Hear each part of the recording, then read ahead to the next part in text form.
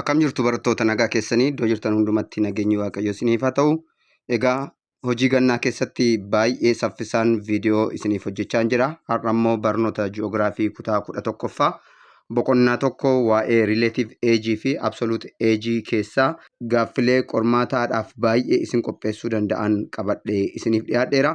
Wabii TV subscribe gochuun miseensa chaanaalii keenyaa taatanii nu waliin qayyabachuudhaan milkoomina barnoota keessanii akka dhugoomfattan irra deebiidhaan isin yaadachiisa.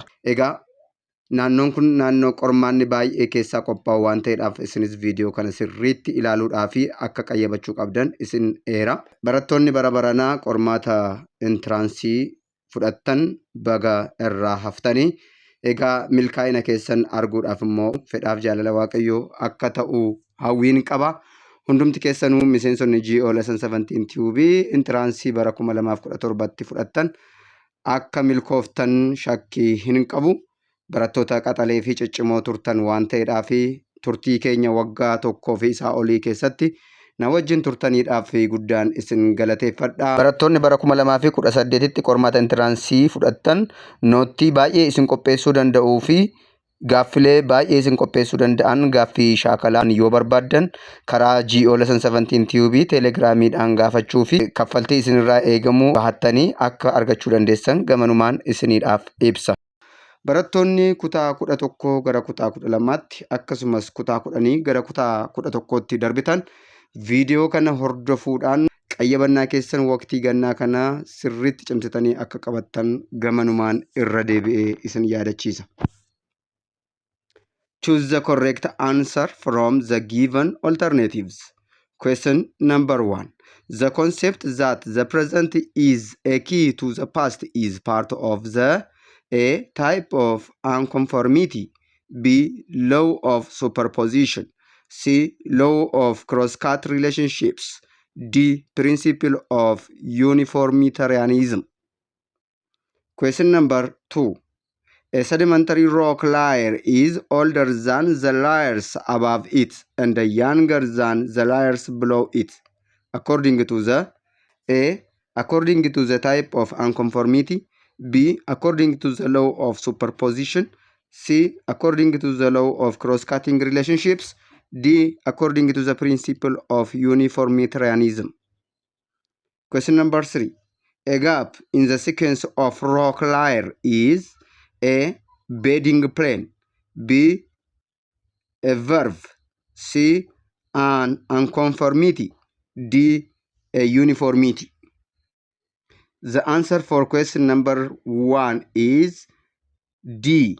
Principle of uniformitarianism is the concept that the present is the key to the past. What is uniformitarianism? Uniformitarianism is the idea that geological processes occur today. Example, erosion, sedimentation, also operated in the past in the same way is known as uniformitarianism. Uniformitarianism jechuun adeemsa yeroo darbee fi yeroo ammaatiin haala wal fakkaatuun eeppiin lafaa itti ijaaramu jechuudha. Fakkeenyaaf lolaa ta'uu danda'a. Sedimenteeshinii ta'uu danda'a. Kuufama sedimentootaa biyyoo dalalii maal ta'uu danda'a. A is not correct. Why? Because it says the type of uniformity. Uniformity describes unconformity describes rock layer gaps. Walirroo dhagaawwanii yookiin walirroo kattaalee ibsa. Unconformity malee walitti fufinsaan haala wal fakkeenya uumama lafaa kan ibsu miti jechuudha. Law of superposition. This describes layer order, not processes comparison. Superposition tartiiba walirroowwanii ibsa. Jalaa gara irraa yookiin irraa gara jalaatti jechuudha. Tartiiba walirroowwan kattaalee ibsa. Law of cross-cutting relationship. This describes the age relationships when features are intersect.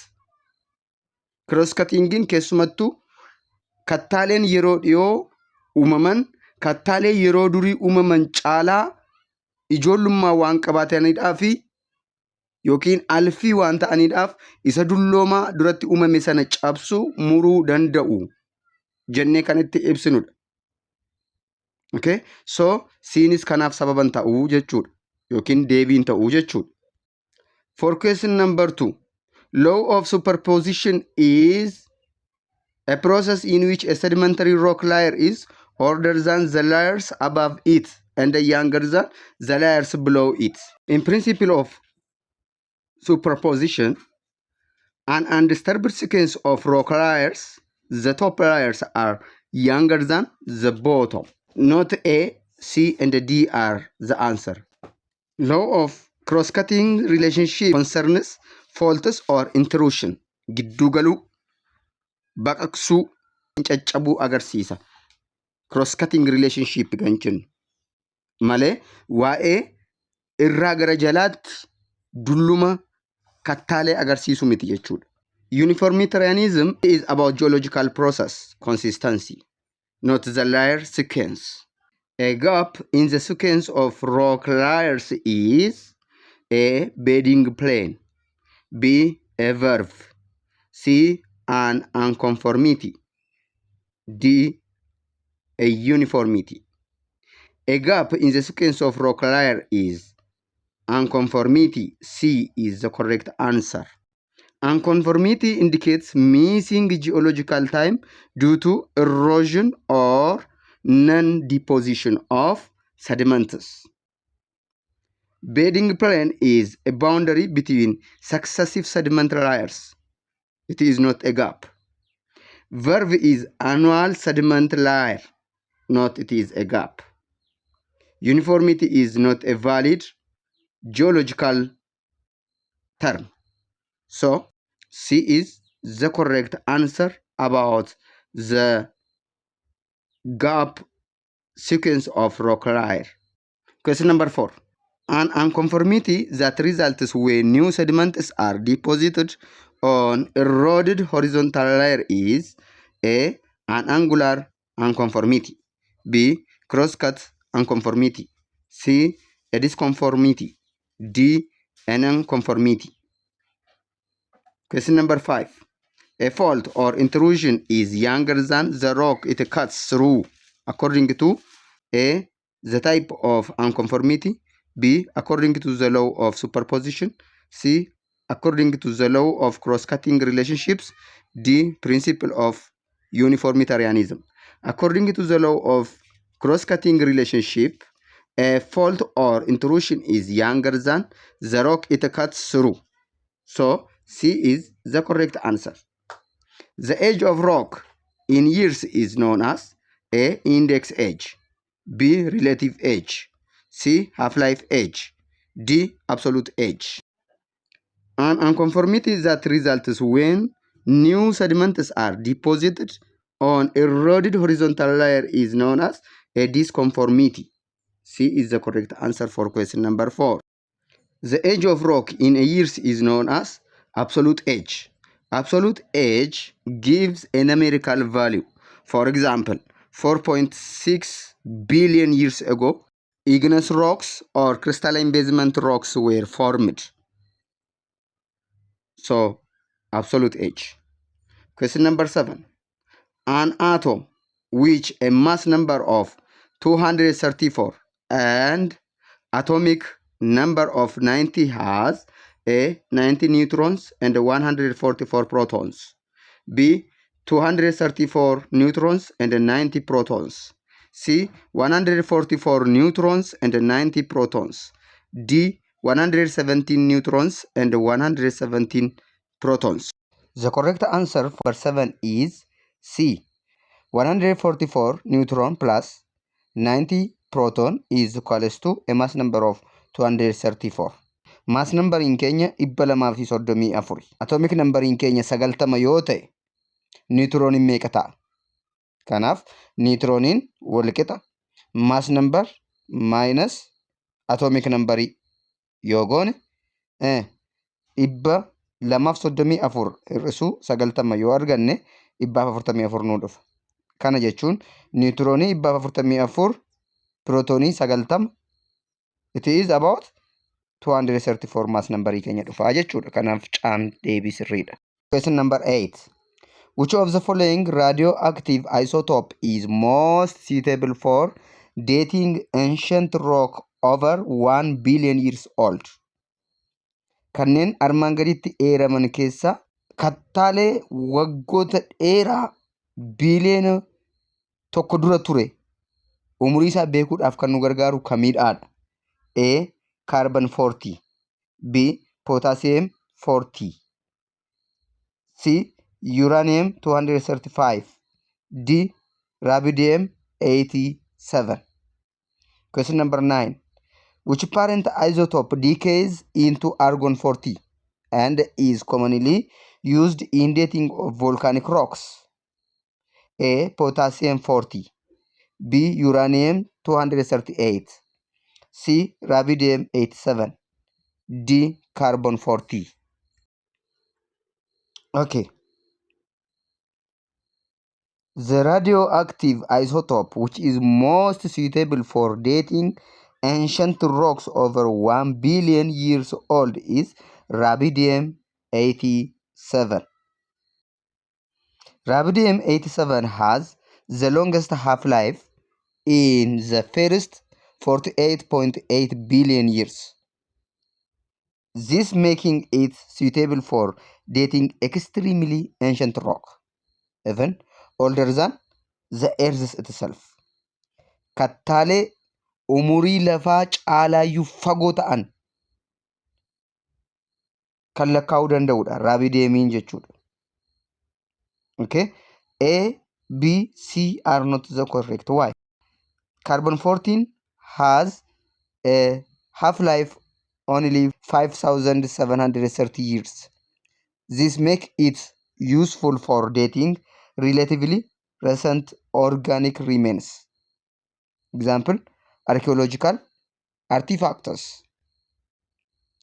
Carbon 14 kan jennu kattaalee umurii dheeraa qaban umurii isaanii beekuudhaaf nu gargaaru. Half life isaa 5,730 qofa waan ta'eedhaaf relatively kattaalee yeroo dhiyoo kana keessa uumaman umurii isaanii beekuudhaaf gargaara jechuudha. Keessumattuu kanneen akka archaeology, ancient rocks. Okay, potassium 40. This is suitable for rocks older than 1.25 billion years. It is much shorter lived than what? Rubidium 87. Rubidium 87 gadidha. Hangi dandeettii potassiumiin 40 rock age beekuu danda'uunsaa jechuudha. So while it is good, it is not what? The best for very ancient rocks. Gaarii yoo ta'e illee kattaalee umurii dheeroo bara durii keessa turan beekuudhaaf nu gargaaru. Uranium 235 with half-life of 704 million years. It is suitable for younger ancient rocks. Kunis kattaalee umurii dargaggummaarra jiran baay'ee kan hin turre yeroo durii keessa kan turan beekuudhaaf nu gargaara. But not reliable for as rubidium 87. D is the correct answer. Question number 9 says that which parent isotope decays into argon 40 and is commonly used in dating of volcanic rocks? It says this is potassium 40. Potassium 40 decays into argon 40 and is commonly used to date volcanic rocks. Here, potassium 40 decays into argon with half-life of 1.25 billion years. It is widely used to date volcanic rocks and also minerals. B, C, D are not the answer because uranium 238 decays to lead 206, not argon 40. Rubidium 87 decays to strontium 87, not argon. Carbon 14 decays to nitrogen 14 and is used for dating recent organic remains, not volcanic rocks. As a result, A is the correct answer for question number 9. Chaanaalii keessan Jio Lesson 17 Tube waan daawwattaniif galatooma. Jio Lesson 17 Tube chaanaalaችሁን ስለጎበኛችሁ አመሰግናለሁ። Jio Lesson 17 Tube chaanaalii milkoomina egeree dhalootaaf dhimmu.